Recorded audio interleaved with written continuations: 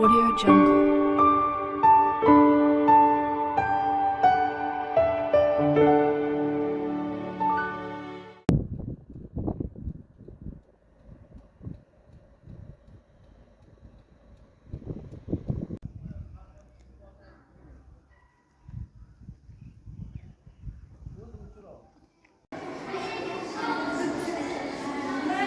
Bu yil bizani qiladigan ishlarimiz juda ham mas'uliyatli.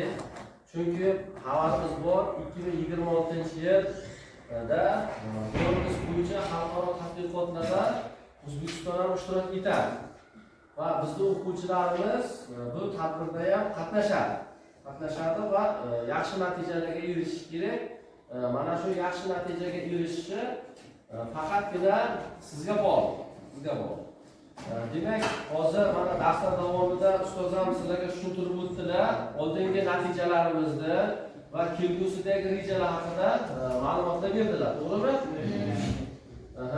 Demak, biz o'quvchilarni tanlagan ustozlar bo'lganimiz uchun mana shu yo'llarni bosib o'tganmiz. Qayergadir kelgan, kimlardir tepada, kimlardir pastda. Boshlaymiz. Birinchi diplom olinadi ustoz sifatida. Keyin kasbiy sertifikatga ega bo'linadi sinadan chiqib.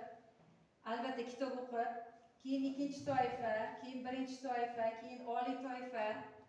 Har birida mana shu kitoblar o'qiladi. Keyin oliy toifadan keyin milliy sertifikat. Mana bu men shu yerga kelibman.